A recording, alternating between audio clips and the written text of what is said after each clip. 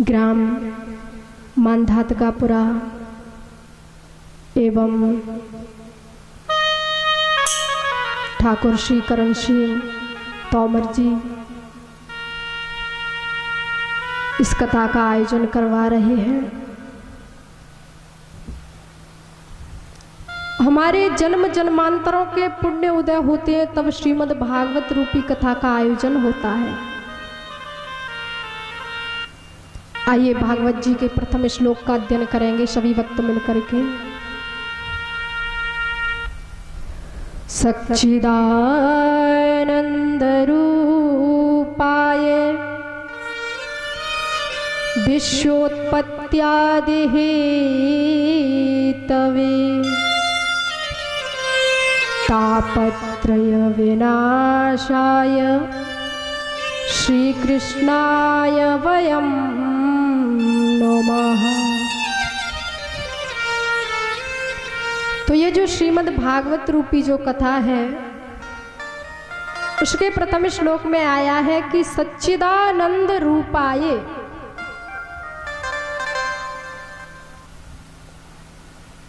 सच्चिदानंद रूपाय, सत्य चित्त और आनंद।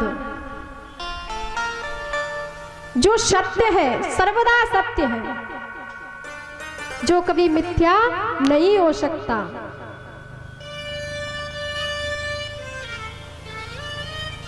जो सभी के चित्त को भरने वाला है, आनंद देने वाला है, उसका नाम है सच्चिदानंद। जो सांसारिक जो प्राणी हैं वो कहते हैं कि हमने बड़ा सा घर बनवा लिया, लड़के की नौकरी लग गई, सुख मिल गया, आनंद मिल गया। क्या आप जानते हैं आनंद किसे कहते हैं? आनंद तो केवल उस परमात्मा के चरणों में ही है।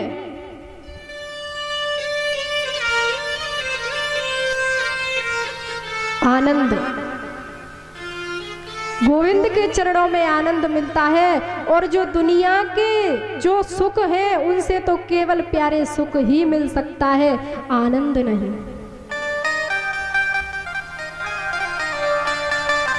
आनंद घट घट करे आनंदा ताको नाम सच्चिदानंदा। आनंद घट घट ताको नाम सच्चिदानंदा। आनंद घट घट करे आनंदा ताको नाम सच्चिदानंदा। ताको नाम सच्चिदानंदा। ताको नाम सच्चिदानंदा। आनंद घट घट करे आनंदा और ताको नाम सच्चिदानंदा। तो केवल परमात्मा ही आनंद देने वाला है। दुनिया से जो दुनिया है उससे केवल सुख की प्राप्ति होती है, आनंद की नहीं। और भगवान ने बताया है विश्वोत्पत्त्यादि हेतवे तापत्रय विनाशाय श्री कृष्णाय वयं नमः। विश्व का पालन एवं संहार करने वाला है। और पूछते हैं महाराज भगवान का कार्य क्या है, भगवान क्या करते हैं? तो श्री सुखदेव जी महाराज कहते हैं कि राजन परीक्षित, भगवान त्रितापों का विनाश करते हैं। जो तीन ताप है, दैहिक दैविक भौतिक तापा, जो तीन ताप है भगवान उनका विनाश करते हैं। ये भगवान का काम है।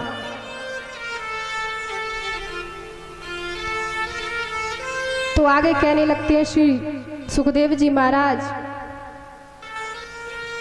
कि हे राजन परीक्षित, श्रीमद् भागवत की ये जो कथा है शिष्य प्रशिष्य चलती हुई परंपरा है।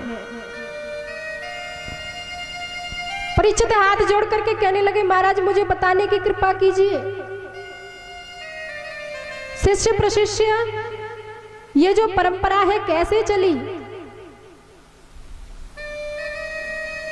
तो बताया है कि भगवान नारायण ने श्री ब्रह्मा जी को और भगवान ब्रह्मा जी ने श्री नारद जी को सूत शौनक इत्यादि को अन्य को जो कथा श्रवण कराई। इस प्रकार से कलयुग में आकर के इस कथा का प्रचार एवं प्रसार हुआ। तो श्री सूत जी महाराज इधर 88,000 शौनकादि ऋषियों को कथा का श्रवण करा रहे हैं।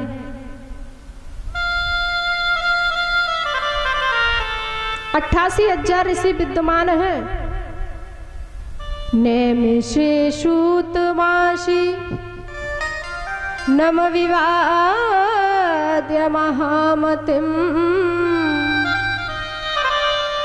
कथामृत रस स्वाद कुशल शौनको अब्रवी।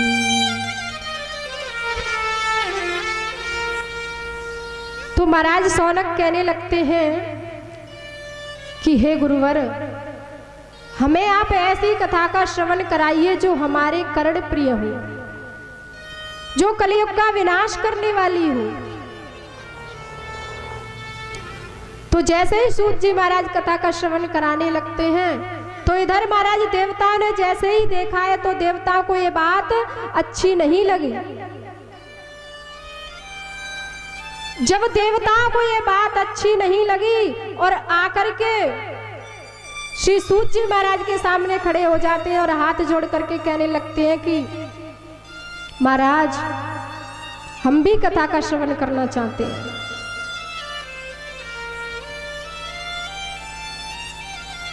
इधर बंधुओं जो नारद जी हैं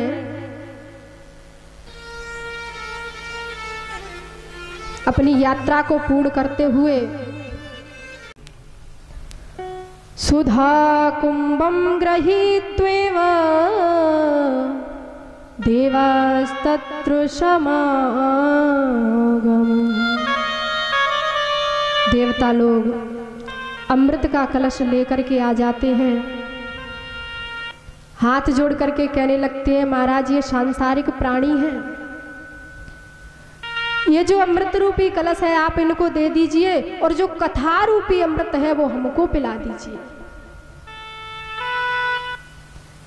तो इधर श्री सुखदेव जी महाराज कहते हैं कि राजन परीक्षित, ये प्रश्न जब देवताओं ने किया है तो श्री सुखदेव जी महाराज परीक्षित से पूछने लगते हैं कि राजन क्या तुम इस कथा रूपी अमृत को पीना चाहोगे या इस कलश रूपी अमृत को?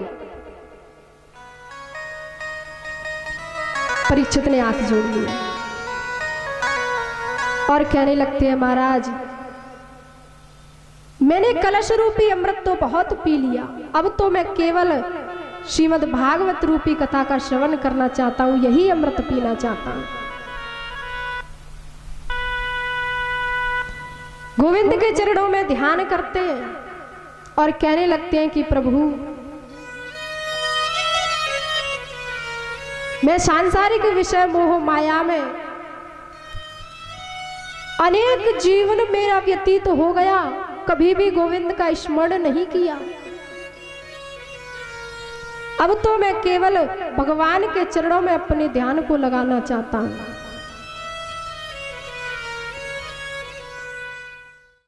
जब नारद जी अपनी यात्रा से लौट करके आए,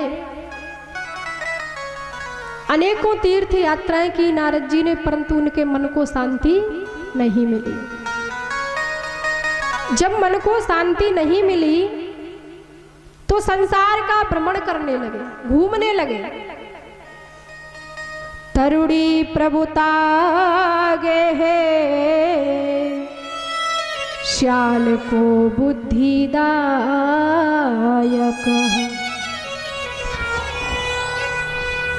आपने देखा होगा जैसे घर में कोई साला आ जाए, साला या साली आ जाए, तो जीजा है वो क्या करते हैं, अनेकों प्रकार से उसकी खातिरदारी करेंगे। करते हो कि नहीं? बताओ कौन कौन करता है? अच्छा, कोई नहीं करता। तो इसी प्रकार से जब नारद जी ने देखा है कि तरुणी प्रभुतागे हैं और श्याल को बुद्धि दायक, आज नारद जी ने देखा कि संसार में जो साला है वो घर में सलाह देता है, और जो महाराज परिवार वाले हैं, घर वाले हैं, वो तो बाहर निकाल के फेंक दिए, कोई उनकी बात नहीं मानता। जो बुजुर्ग लोग हैं उनकी बात माननी चाहिए, उनके बिस्तर ले जाकर के कहाँ डाल दिए?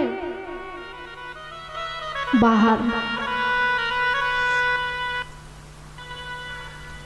तो आज नारद जी ने देखा तो कहने लगते हैं कि मैं प्रयागराज, काशी, मथुरा इत्यादि तीर्थों में मैंने भ्रमण किया, परंतु मेरे मन को शांति नहीं मिली। और आगे चले नारद जी तो उन्होंने क्या देखा कि कलयुग के प्रभाव से घटते जरठा माता तरुणो तनयाविति, एक वृद्धा मां, उसके 2 पुत्र ज्ञान और वैराग्य अचेत अवस्था में पड़े हुए थे। जैसे ही नारद जी ने देखा है तो देख करके नारद जी उनके पास में गए और कहने लगते हैं हाथ जोड़ करके, देवी आप कौन हो, अपना परिचय दीजिए। तो भक्ति महारानी रोने लगती है, हाथ जोड़ लगती है नारद जी के सामने और कहने लगती है कि महाराज अब मोए भाव भरोसा हनुमंता, अब मोहि भाव भरोसा हनुमंता, अब मोए भाव भरोसा हनुमंता, अब मोहि भाव भरोसा हनुमंता, अब मोए भाव भरोसा हनुमंता, अब मोहि भाव भरोसा हनुमंता। बिनु हरि कृपा तालियों से मिले नहीं संता, हो बिन हरि कृपा मिले नहीं संता।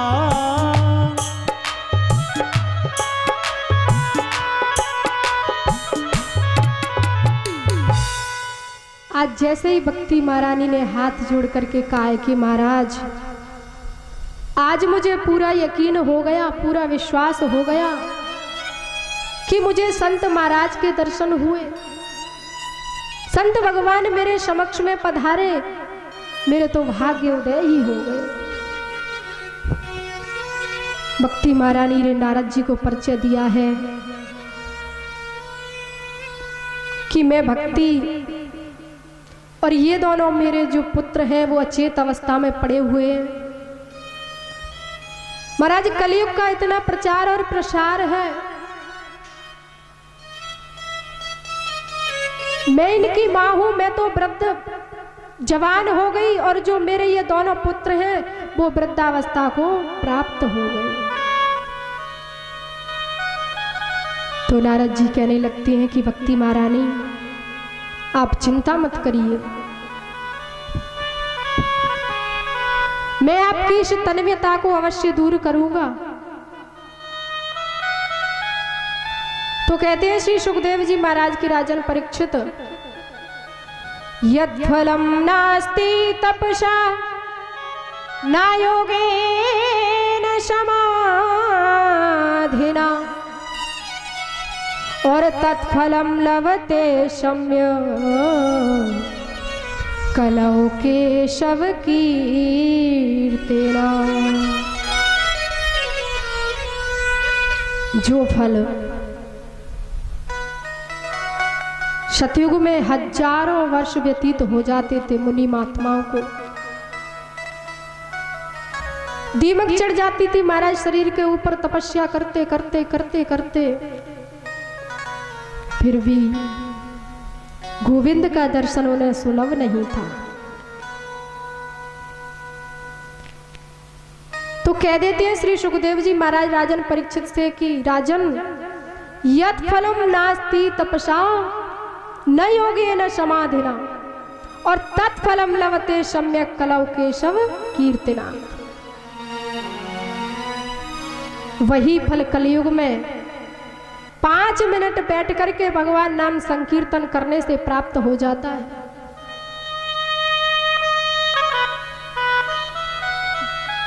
तो नारद जी ने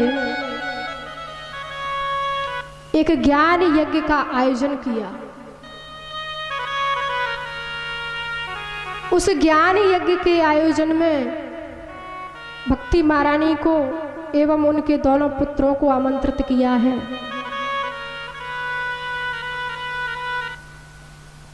जैसे ही भक्ति महारानी अपने पुत्रों सहित उस आयोजन में पधारी, सुंदर सुंदर भगवान के गुणगान होने लगे, कथाएं होने लगी। भक्ति महारानी को आसन दिया गया, भक्ति महारानी बैठ गई। तो कहने लगते हैं श्री सुखदेव जी महाराज की राजन परीक्षित, कलयुग केवल नाम आधारा, सुमेरे सुमेरे नर उतरे ही पारा। कलयुग केवल नाम आधारा, सुमेरे सुमेरे नर उतरहि पारा। कलयुग केवल नाम आधारा, सुमेरे सुमेरे नर उतरहि पारा।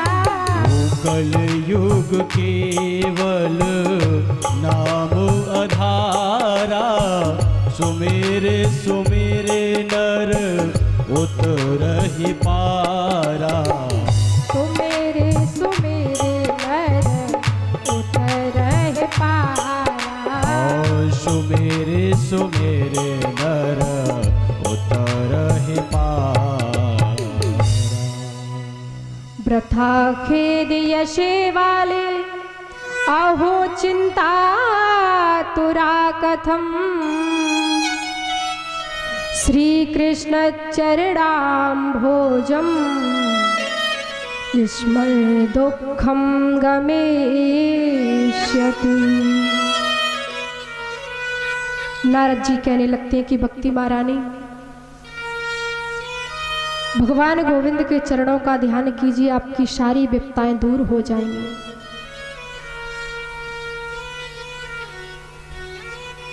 जैसे ही गोविंद के चरणों का ध्यान करती है, वेद मंत्रों का उच्चारण किया नारद जी ने, तो वेद मंत्रों का उच्चारण सुन करके जो ज्ञान और वैराग्य थे, आज महाराज उनकी उंगलियां हिलने लगी, शरीर थोड़ा सा हिलने लगा। तो नारद जी कान के समक्ष में गए और कहने लगते हैं, ज्ञान प्रबुद्ध्यताम शीघ्रम रे वैराग्य प्रबुद्ध्यताम। ज्ञान प्रबुद्ध्यताम शीघ्रम रे वैराग्य प्रबुद्ध्यताम। हे ज्ञान, हे वैराग्य, उठो, जागो।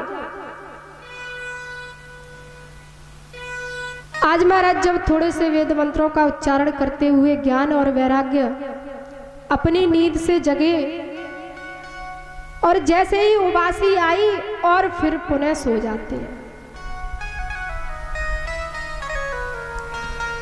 जब पुनः सो गए तो देख करके भक्ति महारानी नारद जी बड़े ही अचंभित होने लगे। तो श्री सुखदेव जी महाराज कहने लगते हैं कि राजन परीक्षित, बिनु सत्संग विवेक न होई, राम कृपा बिनु सुलभ न सोई। बिनु सत्संग विवेक न होई, राम कृपा बिन सुलभ न सोई। बिनु सत्संग विवेक न होई, राम कृपा बिनु सुलभ न सोई। बिनु सत्संग विवेक न होई, राम कृपा बिन सुलभ न सोई। जैसे महाराज नारद जी को आज भ्रम हो गया है, उसी प्रकार से जब भगवान विष्णु ने इनसे कहा था कि नारद अपना विवाह कर लो, ब्रह्मा जी ने अनेकों प्रकार से इनसे विनती की कि विवाह कर लो, परंतु नारद जी ने उनकी एक बात नहीं मानी।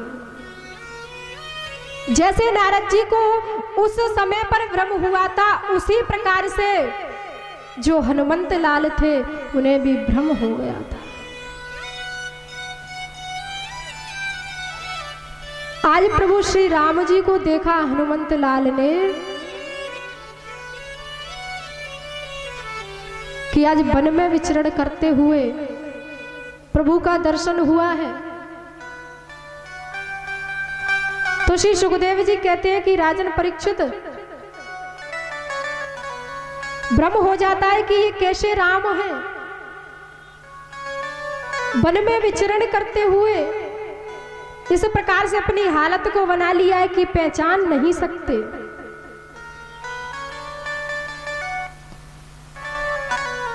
को तुम श्यामल गौर शरीरा, छत्री रूप फिरहु बनवीरा। तुम श्यामल गौर शरीरा, छत्री रूप धरो बनवीरा। ओ तुम श्यामल शरीरा, छत्री रूप धरो बनवीरा। कहने लगते हैं कि ये श्याम वर्ण वाला कौन है, वन में विचरण करता हुआ जा रहा है। तब माया बस फिरहु भुलाना, ताते नहीं मैं प्रभु पहचाना। ताते में नहीं प्रभु पहचाना, ताते में नहीं प्रभु पहचाना। जैसे ही राम जी ने देखा तो राम जी ने अपनी कृपा दृष्टि हनुमान जी के ऊपर कर दी। जैसे ही हनुमान जी के ऊपर कृपा दृष्टि हुई तो हाथ जोड़ लिए और कहने लगते हैं, प्रभु मैं आपको पहचान नहीं सका। तब माया बस फिरहु भुलाना और ताते नहीं मैं प्रभु पहचाना। बिनु सत्संग विवेक न होई, राम कृपा बिनु सुलभ न सोई। बिनु सत्संग विवेक न होई, राम कृपा बिन सुलभ न सोई।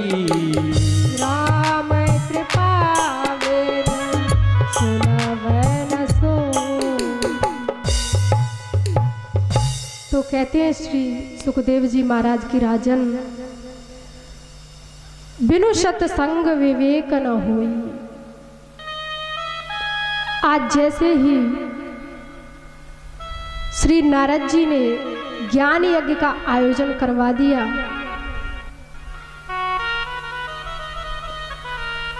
जब खड़े नहीं हुए तो भगवान नाम का संकीर्तन होने लगा। अनेकों ऋषिगण विद्यमान है, भृगु वशिष्ठ च्यवन गौतम परशुराम, गंगा यमुना जैसी प्रभावती नदियां, सभी बैठ करके तन्मयता के साथ में गोविंद का स्मरण करने लगते हैं। तो श्री सनत कुमार जी कहते हैं कि हे शौनकादि ऋषियों, सदाशिव्या सदाशिव्या श्रीमद्भागवती कथा, यस्या श्रवणमात्रेण हरिश्चित्तं समाश्रये।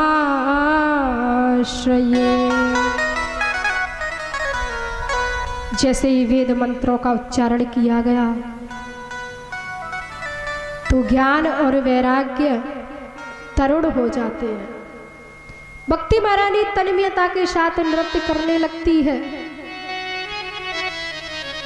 भक्ति सुतो तो तरोड़ो गृहीत्वा और प्रेमे करूपा सहसा विरासी।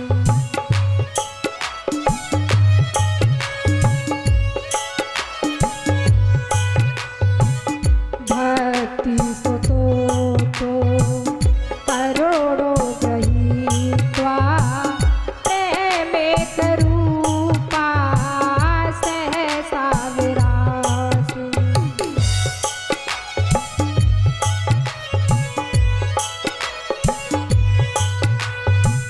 श्री कृष्ण गोविंद हरे मुरारे, नाथेत नामान महोर वदन्ति।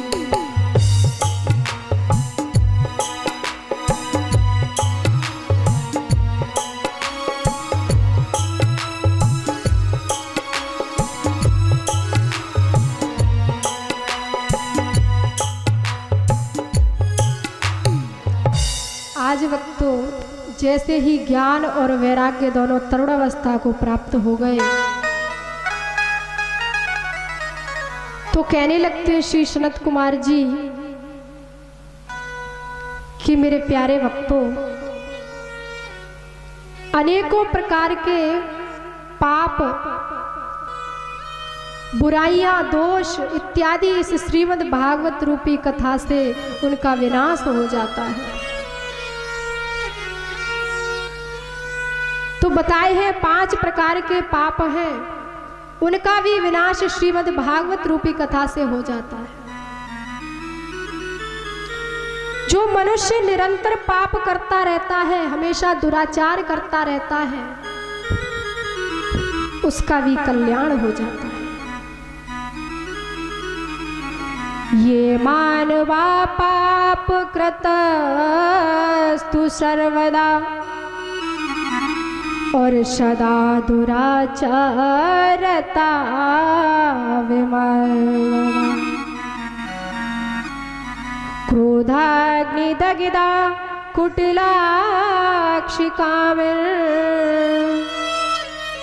सप्ताह यज्ञेन कलौ पुनन्ते। छल छद्म कारण क्रूरा पिशाचा इव निर्दयाश्च।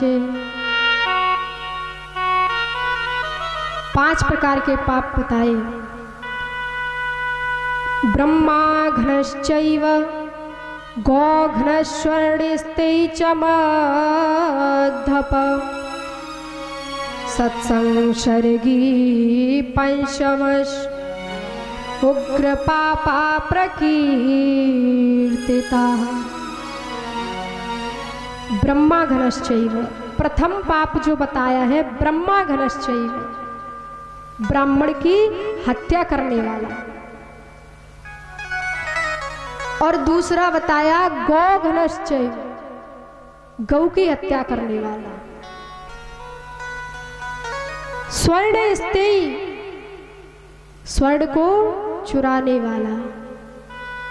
च मध्यप, और मदिरा का पान करने वाला। सत्संग सर्गी पंचम उग्र पापा प्रकीर्तिता। और पांचवा व्यक्ति जो इनका संग करने वाला। तो इस प्रकार से 5 प्रकार के पापों को बताते हुए आगे बढ़ते हैं श्री सुखदेव जी महाराज और कहते हैं कि राजन,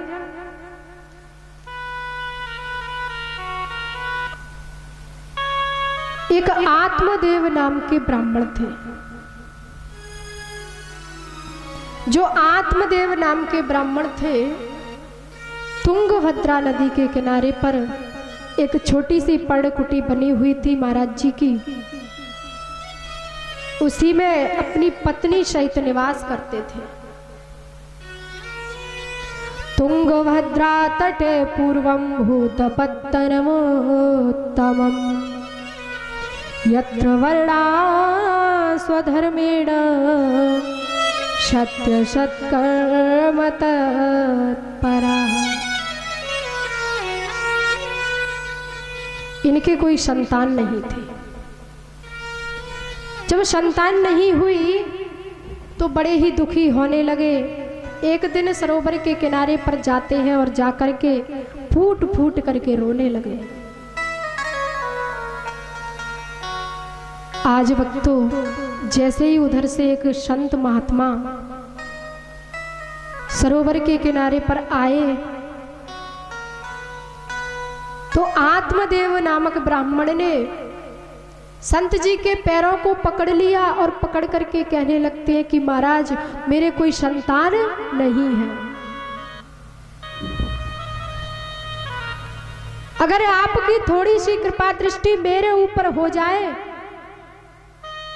तो मेरा जो संन्यास आश्रम है वो गृहस्थ बन सकता है।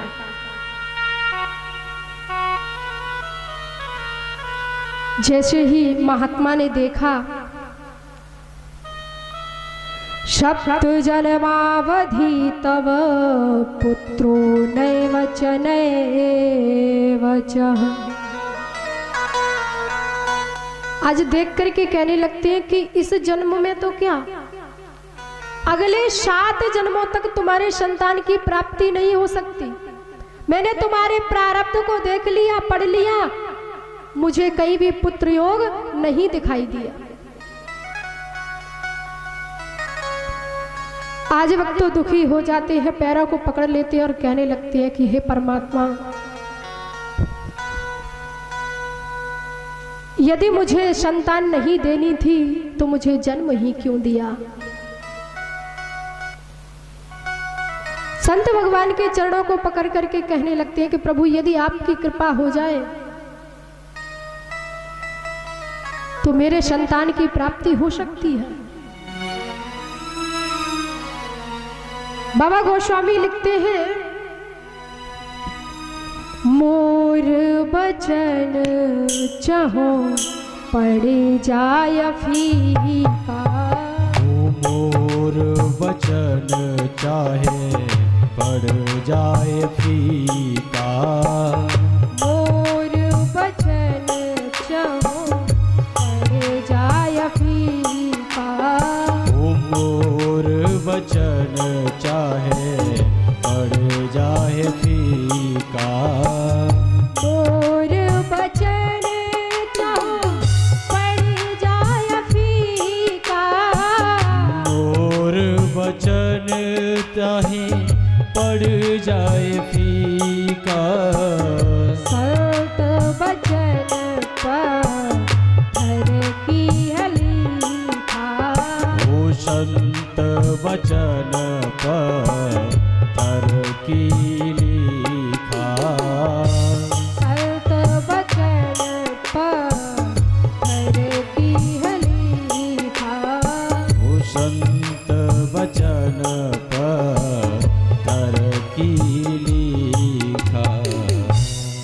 मुष्या ज्ञानम प्रजारूपम बलिष्ठो कर्मणो गति विवेकम तु समासाध्य त्यज्य संसार वासना।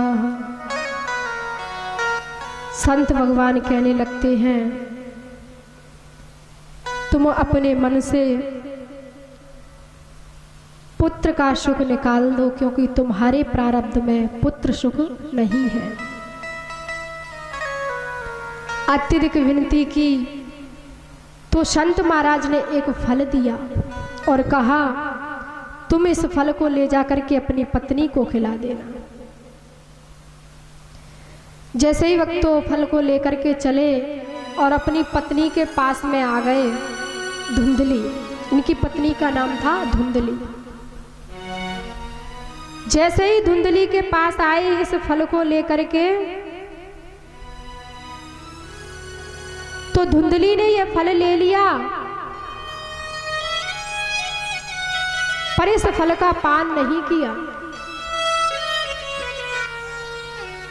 तब तक इसकी एक बहन थी धुंधली की, वो इसके घर आ गई और कहने लगी बहन तुझे पता है न जाने किसका फल होगा, तेरे पति ने तुझे ला करके दे दिया, कहीं अनहोनी हो गई तो।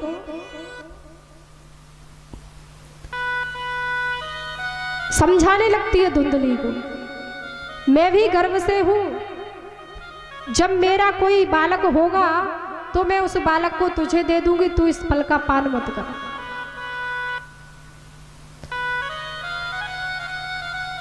आज वक्त तो उस फल को वो पड़ोसन ले जाती है और धुंधली से कह जाती कि मैं अपने बालक को तुझे दे दूंगी। तो संत कृपा, समय बीतता चला गया और धुंधली का गर्भ बढ़ने लगा। इधर जो पड़ोसन थी उसके गर्भ से एक सुंदर बालक का प्रादुर्भाव हुआ। दैव योग, उस बालक के जो कान थे वो तो गौ माता के थे और उसका समस्त शरीर मनुष्य जैसा। उस बालक का नाम पंडित जी ने रख दिया गोकर्ण। बोलिए गोकर्ण महाराज की जय हो। गोकर्ण नाम रख दिया उस बालक का। इधर धुंधली का भी गर्भ बढ़ा और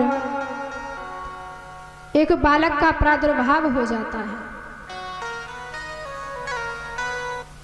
उस बालक ने जन्म लिया, उस बालक का नाम रखा गया धुंधकारी।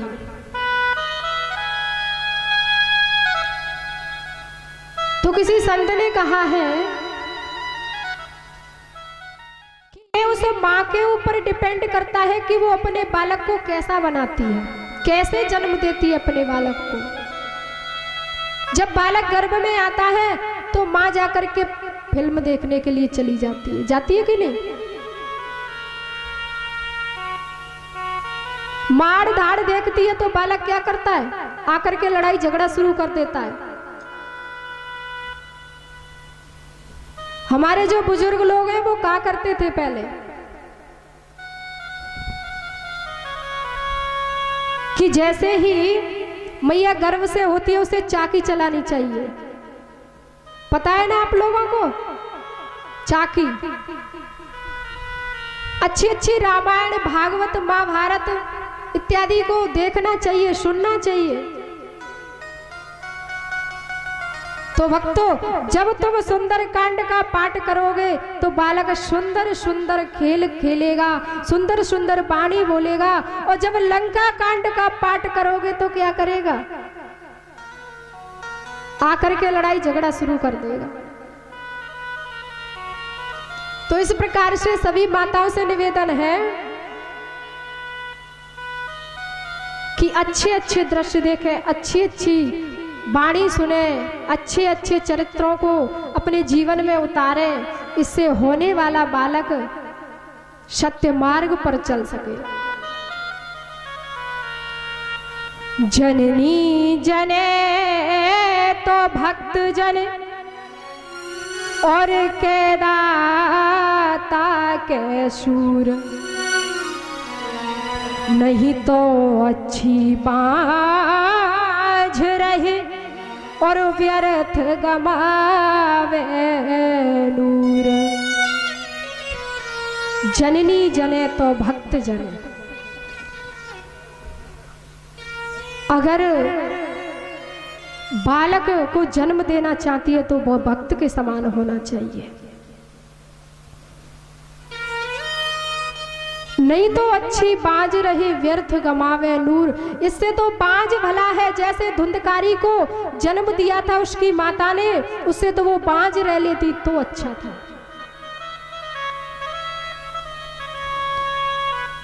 तो श्री सुखदेव जी महाराज कहते हैं कि राजन परीक्षित, जैसे ही धीरे धीरे बड़ा होने लगा, उत्पात पर उत्पात किए जाता है। जब कुकर्म करने लगा, वैश्यागामी हो गया, पिता को समझता नहीं है। पितुर्ये परते तेन जननी ताड़िता भृशम, क्व वित्तं तिष्ठत ब्रूहि हनिशीलतया नचे। पिता पर लात का प्रहार करता है, माता के पास में आ जाता है, जोर जबरदस्ती करता है अपनी माता से।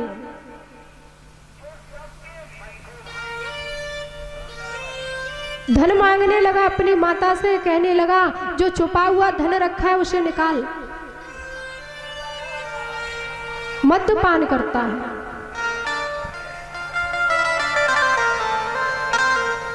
आज अपनी मां को भी इसने मार डाला। पिता अत्यधिक दुखी होने लगे, कहने लगते हैं कि हे परमात्मा,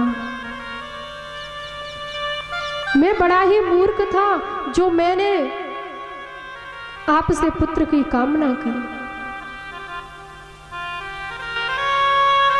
मेरा जीवन अनर्थ हो गया। विलाप करने लगते हैं आत्मदेव नामक ब्राह्मण।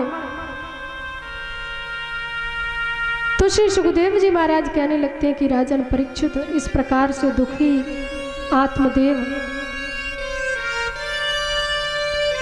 धुंधकारी को समझाया, परंतु मानता नहीं है। जो मन में आता है वो करता है, वैश्यागामी हो गया है, किसी की भी बात नहीं सुनता। एक दिन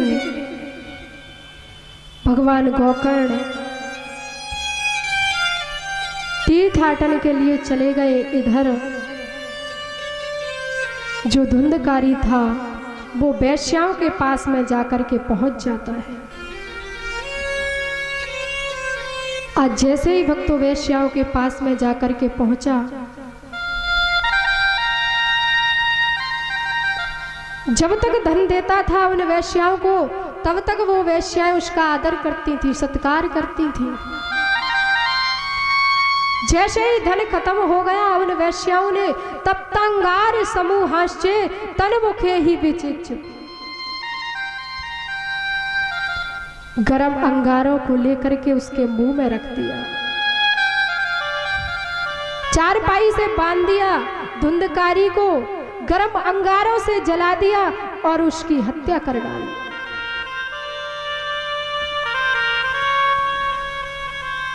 तो श्री सुखदेव जी महाराज कहने लगते हैं कि राजन, जब गोकर्ण तीर्थाटन से लौटकर आए हैं तो आकर के आंगन में चारपाई डाल ली और आकर के सो गए। तो देखते हैं कि सपनों में धुंधकारी आया है, सोने नहीं देता। कभी महाराज साड़ बन जाता है, कभी भैंसे का रूप धारण कर लेता है, मुख से आवाज नहीं निकलती। इधर पिताजी बड़े ही दुखित चित्त भगवान गोकर्ण ने समझाया है पिताजी को कि पिताश्री, जो होना था सो तो हो गया, आप उसे भूल करके गोविंद के चरणों का ध्यान कीजिए। सांसारिक सुख को छोड़ करके परमात्मा के चरणों का आनंद लीजिए। धर्म भजस्व सततम त्यज लोक धर्मान, लोक धर्मों को छोड़ करके गोविंद भागवत धर्म का आचरण कीजिए।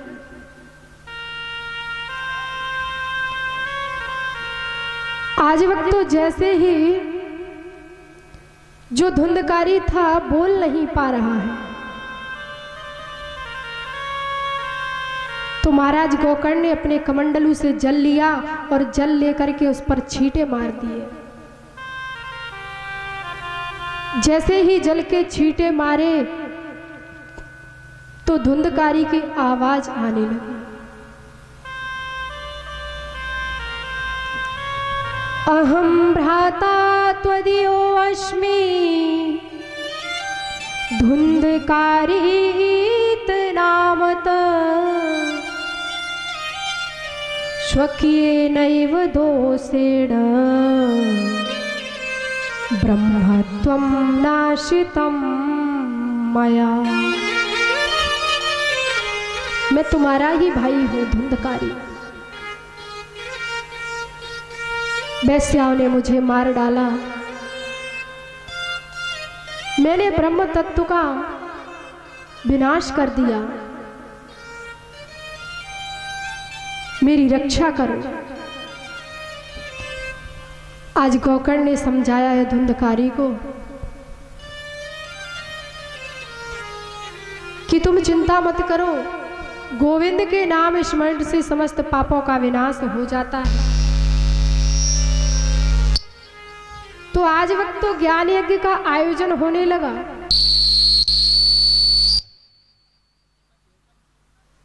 जैसे ही ज्ञान यज्ञ का आयोजन हुआ तो धुंधकारी प्रेत बन चुका है, वो बैठ नहीं सकता। जब धुंधकारी मनुष्यों में नहीं बैठ सकता तो कहने लगा मुझे बैठने के लिए जगह चाहिए, मैं कहां पर बैठूं, कहां विराजमान हूं। गोकर्ण भगवान ने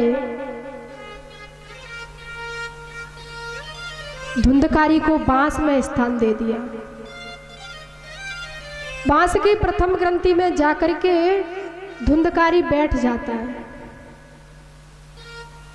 प्रथम दिन की कथा का आयोजन किया था महाराज, प्रथम ग्रंथि फट गई। द्वितीय दिन की कथा का आयोजन किया गया, द्वितीय ग्रंथि फट गई। इसी प्रकार से छठवीं और सातवीं ग्रंथियां फट जाती हैं। धन्य भागवती वार्ता प्रेत पीड़ा विनाशिनी। धन्य भागवती वार्ता प्रेत पीड़ा विनाशिनी। आज तो बड़ा ही प्रफुल्लित होने लगा, आनंदित होकर के और गोविंद के चरणों में ध्यान करने लगा, तन्मयता के साथ नाचने लगता है। देव जी महाराज कि हे राजन परीक्षित, इस प्रकार से जो धुंधकारी था प्रेत योनि से उसका उद्धार हुआ। जब प्रेत योनि से उसका उद्धार हो गया तो बताया है श्री सुखदेव जी महाराज ने कि जीव के अंदर अनेकों प्रकार के अंधकार छुपे होते हैं। जीव भगवान को पहचान नहीं पाता। भगवान सामने खड़े हैं फिर भी जीव उन्हें पहचान नहीं सकता है।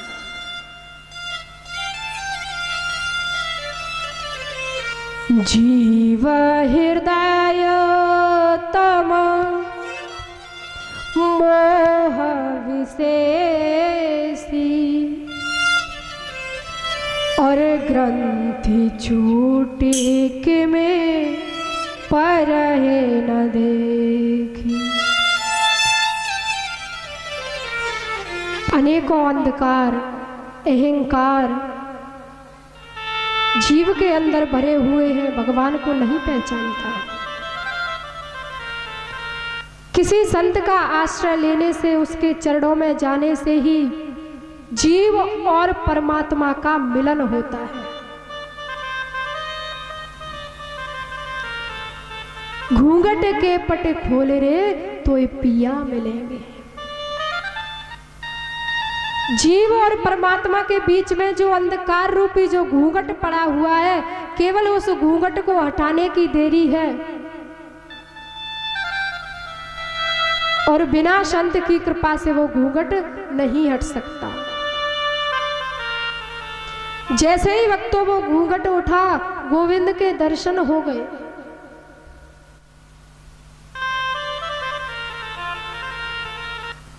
जब उस घूंघट को उठाएंगे तभी तो परमात्मा के दर्शन होंगे। न तो सत्संग में गए, न गोविंद का संकीर्तन किया, न कुछ धर्म किया, तो जो अंधकार रूपी पर्दा है वो नहीं उठ सकता। जीव और परमात्मा से दूरियां बनती जाएंगी। जब गोविंद से दूरियां बनती जाएंगी तो अपना उनका दर्शन सुलभ नहीं है। भगवान कहता है तू मेरी तरफ एक कदम बढ़ा करके देख, मैं 60 कदम बढ़ने के लिए तैयार हूं। भगवान परीक्षा लेता है अपने भक्त की। जिस प्रकार भक्तों जो कुम्हार होता है तो कुम्हार घड़ों को बना बना करके रख देता है और रख करके जब उन्हें पकाने के लिए रखता है तो उन घड़ों को बजा करके देखता है।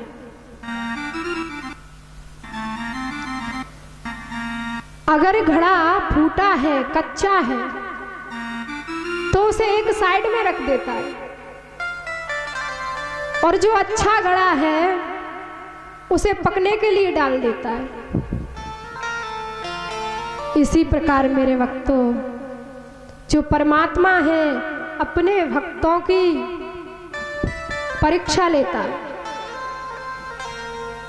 जो परीक्षा में सफल हो गया वो भगवान का भक्त, और जो परीक्षा को निष्फल हो जाता है, अपने अहंकार में चूर चूर हो जाता है, अनेकों प्रकार के जीवन में दुख, अनेकों प्रकार की यातनाएं भोगता रहता है। तो श्री सुखदेव जी महाराज कहते हैं कि राजन परीक्षित,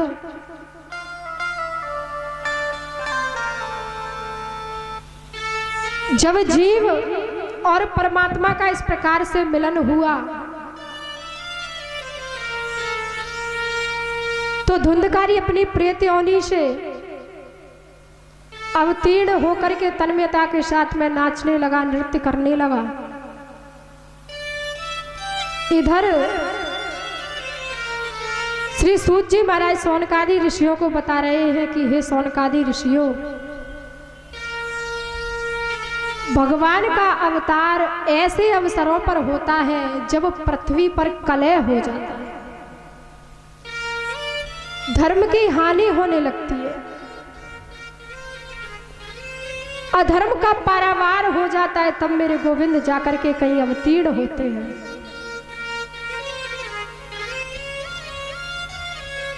जब जब होए धर्म की रेहानी, जब जब होए धर्म की रेहानी,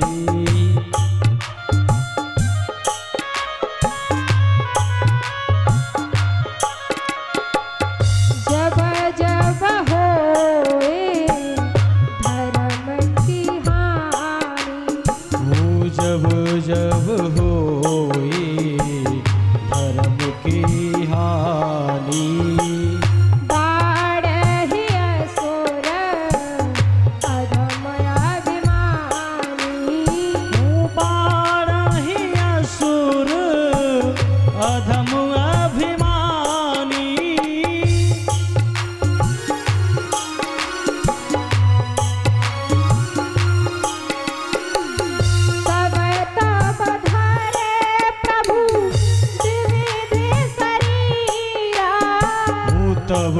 भव धरी प्रभु विविध शरीरा, हरहु कृपा निधि सजन पीरा।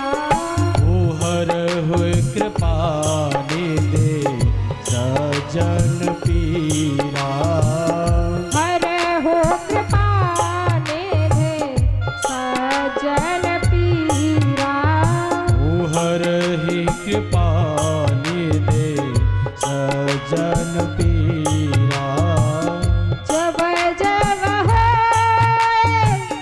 धर्म की हानि, जब जब होए धर्म के हानि, बाढ़े असुर अधम अभिमान। ओ बाढ़हि असुर अधम अभिमानी, बाढ़े असुर अधम अभिमान।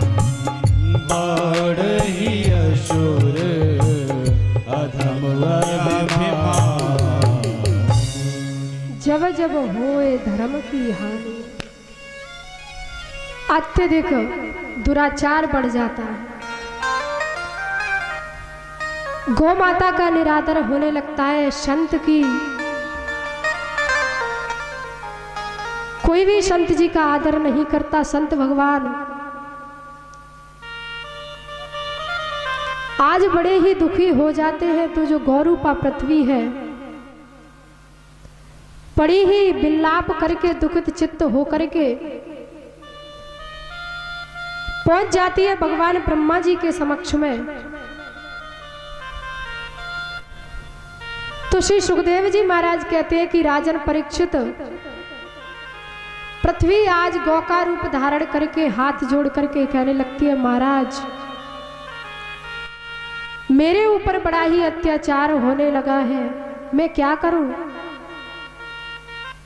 अनेकों प्रकार के जुल्म ढाए जा रहे हैं मेरे ऊपर।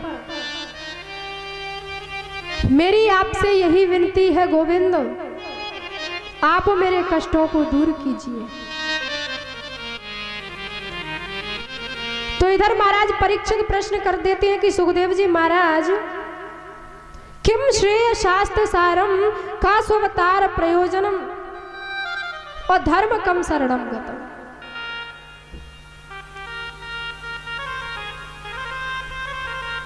क्या कारण है महाराज, धर्म किसकी शरण में जाएगा? इतना अत्यधिक कलयुग का प्रचार प्रसार हो गया, अधर्म बढ़ गया, अब धर्म कहां जाए? तो बताते हैं श्री सुखदेव जी की राजन, जब पृथ्वी भगवान से इस प्रकार से प्रार्थना करती है तो गोविंद ने कहा कि हे गौरूपा पृथ्वी, तू चिंता मत कर, मैं अपना रूप धारण करके पृथ्वी पर आऊंगा और तेरे समस्त दुखों का विनाश करूंगा। तो भक्तों, इस प्रकार से श्री सुखदेव जी ने बताया है कि भगवान के 24 अवतार हुए हैं। 24 अवतार धारण किए मेरे गोविंद ने।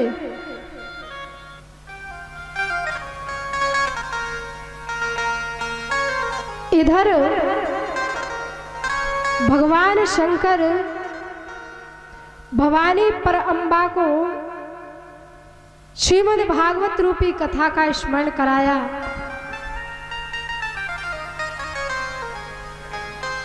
तो श्री सुखदेव जी महाराज राजन परीक्षित से बताते हैं कि परीक्षित,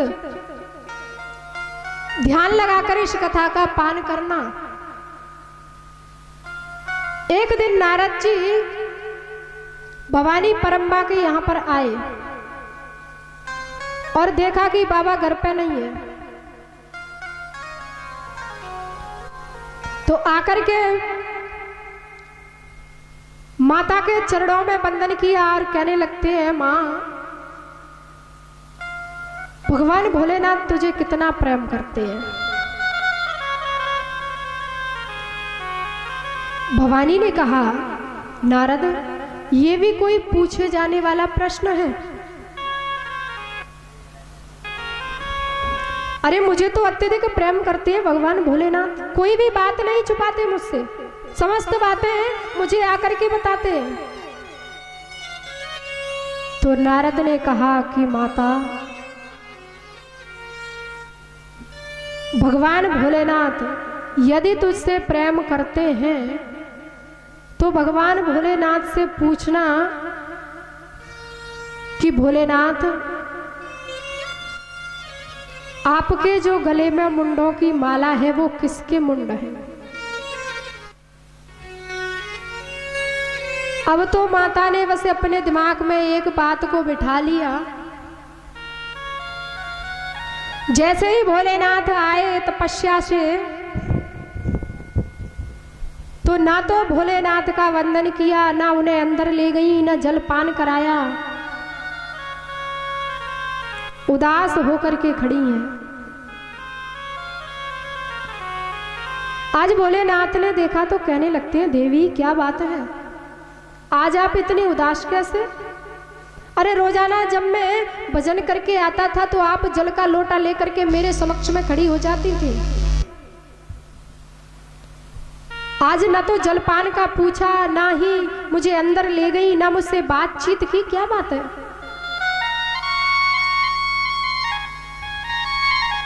तो आज वक्त जैसे ही भवानी ने कहा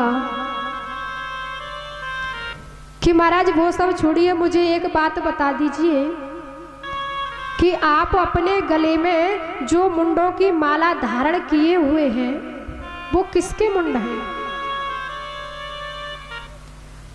भोलेनाथ ने बात को अनसुना कर दिया।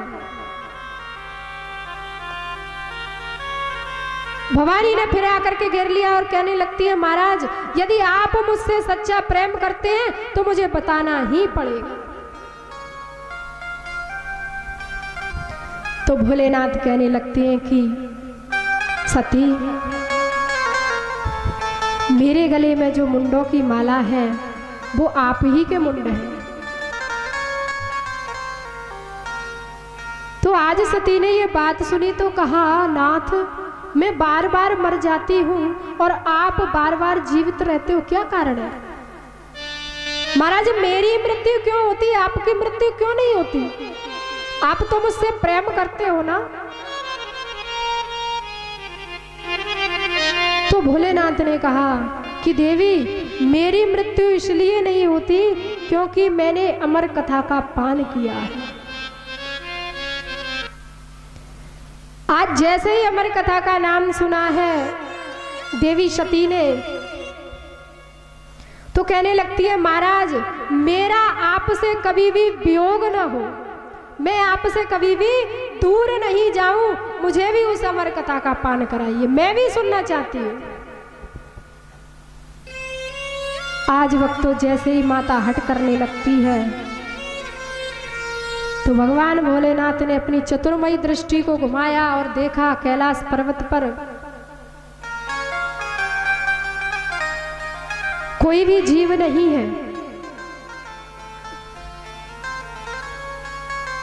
तो श्री सुखदेव जी बताते हैं कि राजन परीक्षित,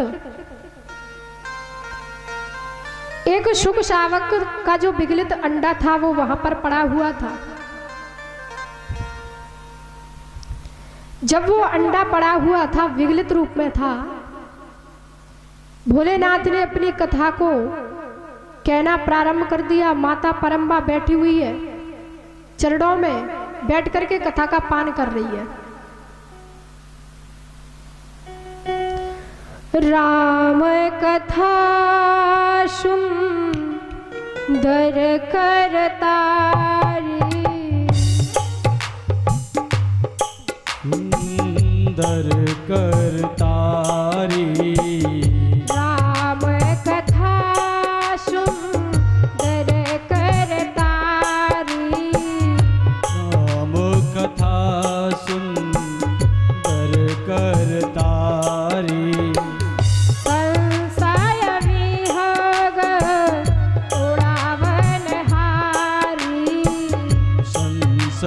विघ्न उड़ावन हारी, संशय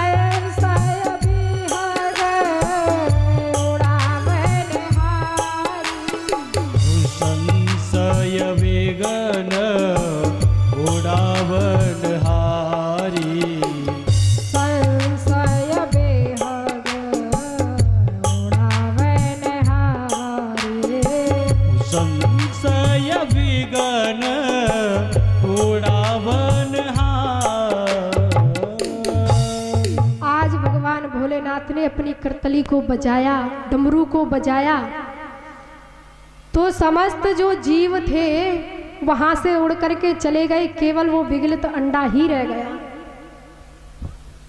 जब भक्तों वो विगलित अंडा रह जाता है तो इधर भवानी परम्बा कथा का पान करने लगी। कथा को सुनते सुनते भवानी परम्बा को थोड़ी सी नींद आ गई। इधर परीक्षित जैसे ही थोड़ी सी नींद आई तो उधर जो विगलित अंडा पड़ा हुआ था उससे एक सुंदर, परंतु जो विगलित अंडा था उससे श्री सुखदेव जी महाराज का प्रादुर्भाव हो गया। तो श्री सुखदेव जी महाराज जैसे भवानी परम्बा हुकारियां भर रही थी उसी प्रकार से उस तोते ने भी बोलना शुरू कर दिया। जब माता की नींद खुली तो देखा, भोले बाबा से कहने लगी कि नाथ, मुझे तो नींद ने घेर लिया, निद्राग्रस्त हो गई। तो भगवान भोलेनाथ ने कहा, भवानी, जब आप निद्रा से ग्रस्त थी तो हुकारियां कौन भर रहा था? अब तो महाराज देख करके बड़ा ही अचंबा होने लगा। भगवान भोलेनाथ ने अपनी चतुर्मयी दृष्टि को फैलाया तो उधर क्या देखा है कि एक तोते का बच्चा उस पेड़ पर बैठा हुआ हुकारियां भरता है। तो जैसे ही देखा है तो भगवान भोलेनाथ क्रोध में आ गए और क्रोध में आकर के वक्तो भगवन गलितम चांडम जीवहीन मिहास्तिवे अधुना देव देवे से मा क्रोधम कुरु शंकरः। भगवान भोलेनाथ जैसे ही क्रोध में आए अपने त्रिशूल को अपने हाथों में ले लिया और त्रिशूल लेकर के उस सुख सावक का पीछा करने लगे। जैसे ही सुख सावक का पीछा करते करते भगवान आगे आगे सुख का बालक है और पीछे पीछे भगवान भोलेनाथ, पागलों जैसी दिशा बना ली भगवान भोलेनाथ ने अपनी। क्रोध में आकर के दौड़ने लगे उसके पीछे। तो कहते हैं श्री सूत जी महाराज की, हे सौनकादि ऋषियों, जाकर के व्यास जी के आश्रम पर ये सुख सावक पहुंच जाता है। व्यास की पत्नी जो थी पिंगला अपने केसों को सुखा रही थी। महाराज जब केसों को सुखा रही थी तो उन्हें एक जमाही आ गया। जैसे ही उबासी आई तो ये जो तोता था व्यास पत्नी पिंगला के गर्भ में प्रविष्ट हो गया। जैसे ही पिंगला के गर्भ में प्रविष्ट हो गया, इधर भगवान भोलेनाथ ढूंढते हुए आ रहे हैं और पूछते हैं व्यास जी से आकर के, मुझे ऐसा लगता है कि मेरा एक चोर भाग करके आया, वो आपकी कुटिया में। आज अपने प्राणों की रक्षा करते हुए व्यास पत्नी पिंगला के गर्भ में प्रविष्ट होकर के व्यास जी ने इनकार कर दिया, नहीं महाराज आपका चोर यहां नहीं आया, हमने आपके चोर को नहीं देखा। तो आज वक्त तो पिंगला के गर्भ में जो श्री सुखदेव जी महाराज हैं उन्हें 12 वर्ष व्यतीत हो गए। जैसे ही 12 वर्ष व्यतीत हो गए अब तो पिता बड़े ही चिंतित रहने लगे। माता को अन्य प्रकार की परेशानी होने लगी। 12 वर्ष व्यतीत हो जाते हैं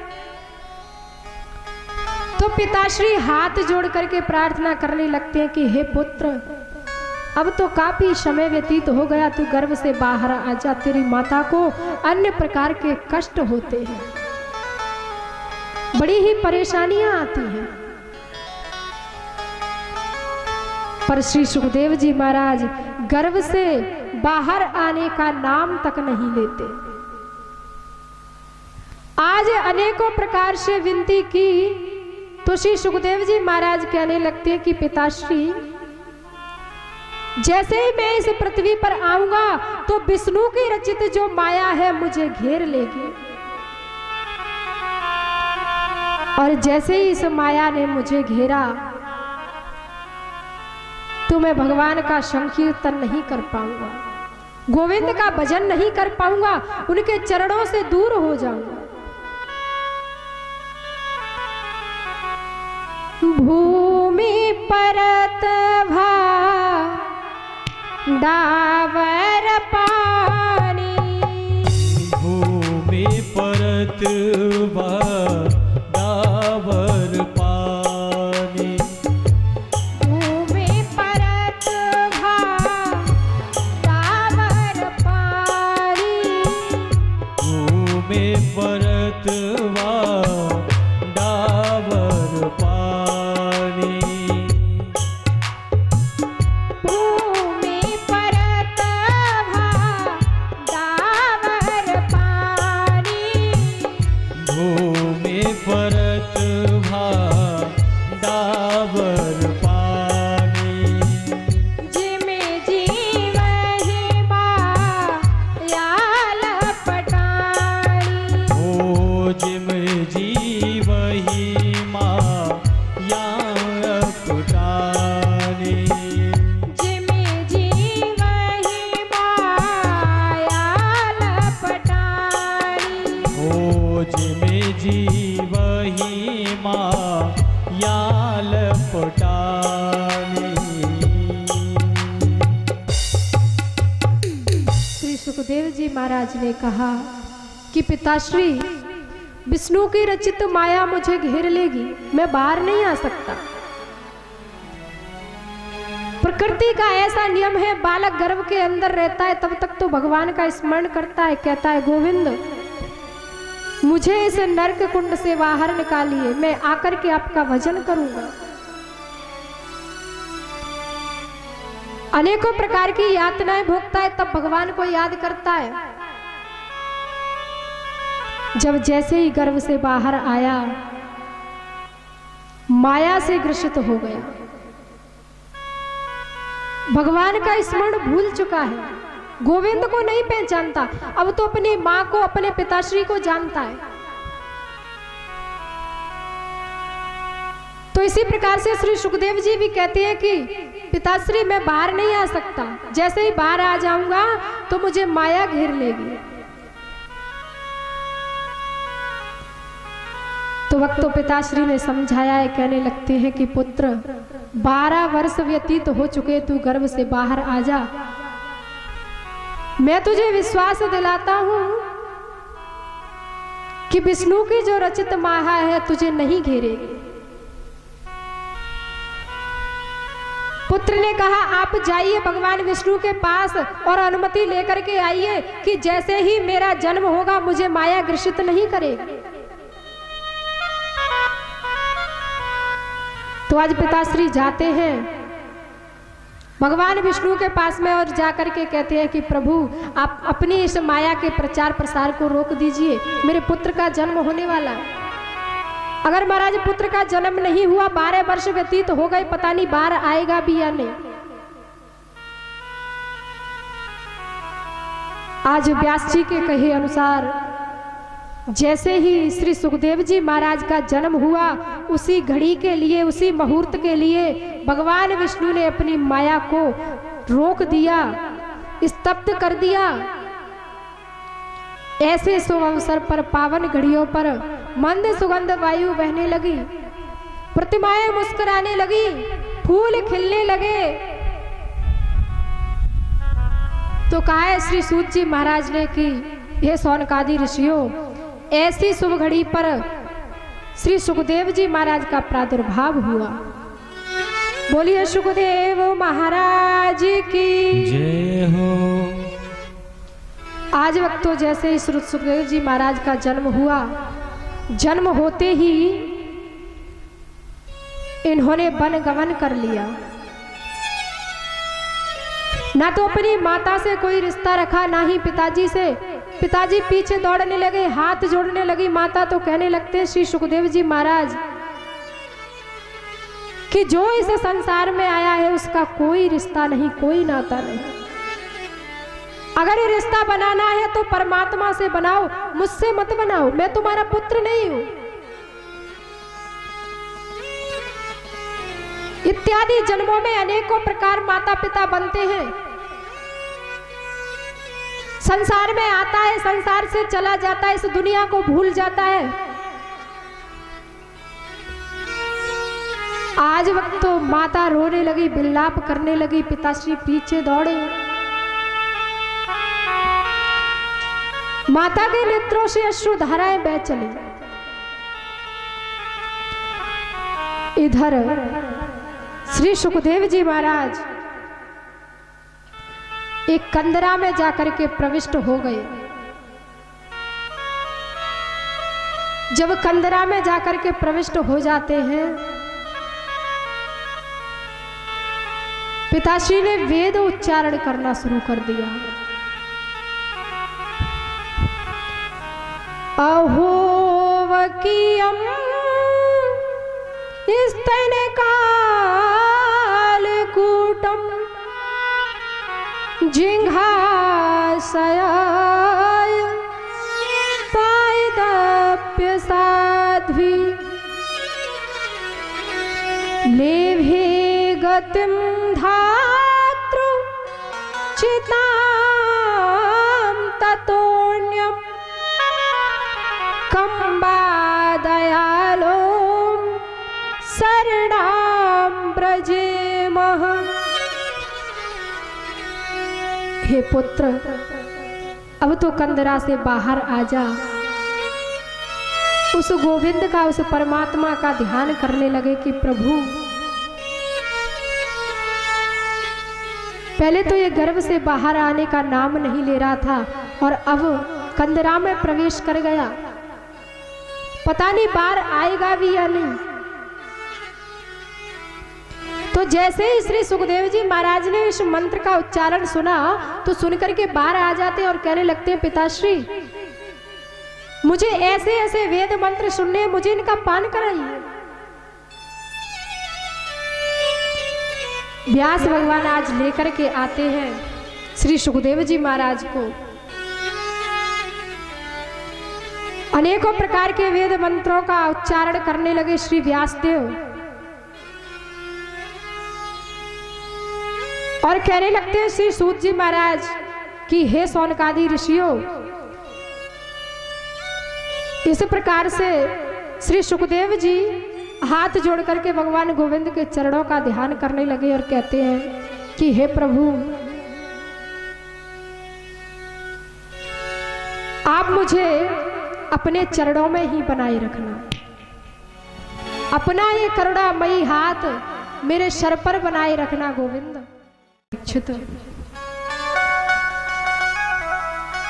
ध्यान देकर कथा का श्रवण करो।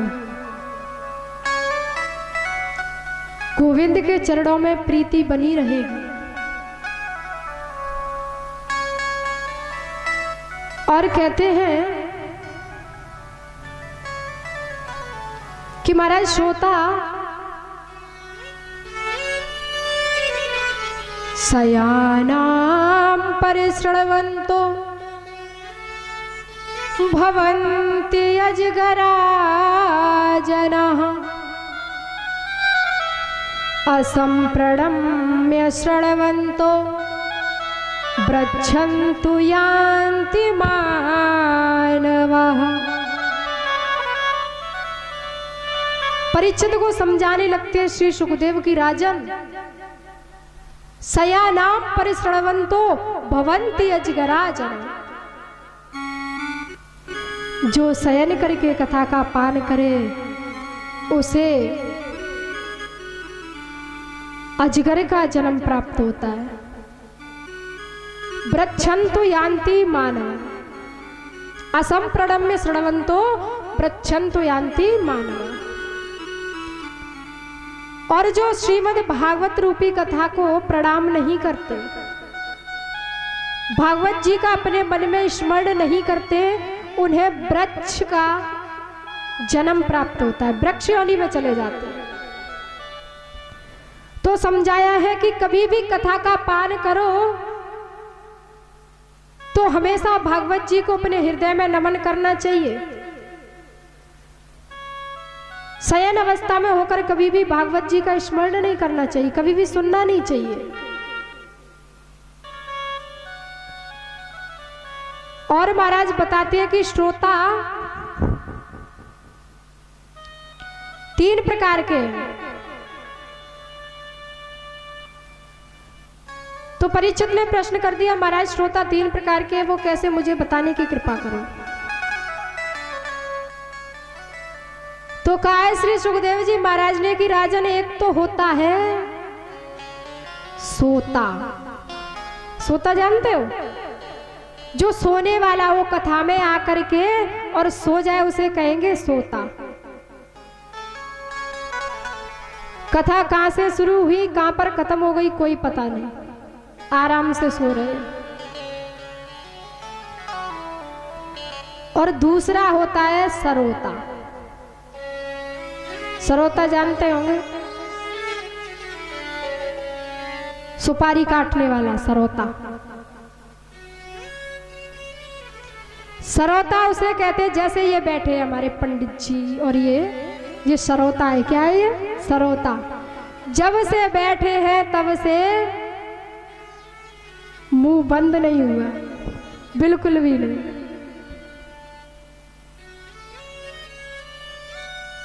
तो महाराज जैसे सरोता बताया, तो सरोता क्या करता है? जो सरोता रूपी श्रोता है वो आकर के पांडाल में बैठ जाते हैं, ना तो खुद कथा सुनते और ना दूसरे को सुनने देते हैं। जो हमारी ये माता बहनें बैठी है ना, आपस में एक दूसरे से पूछेंगे, करी तू कौन सी बस से आई है, कंती आई है, पर्चा दे जाइयो, हाँ कल आवेंगे, मैं बताए जाइए, मैं तो बुलाए ला आवेंगी। पूछते हैं कि ना पूछते हैं, जाकी साड़ी तो बड़ी अच्छी लग रही है, कंते लई पोर साथे खरीदी या मुरैना ते, पूछेंगी कि नहीं पूछेंगी?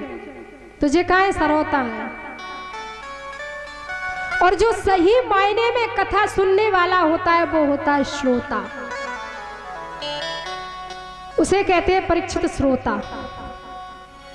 जो श्रोता होता है वो भगवान का स्मरण मन ही मन करता रहता है, शांति से ध्यान चित्त होकर के कथा का पान करता है, उसे कहते हैं श्रोता।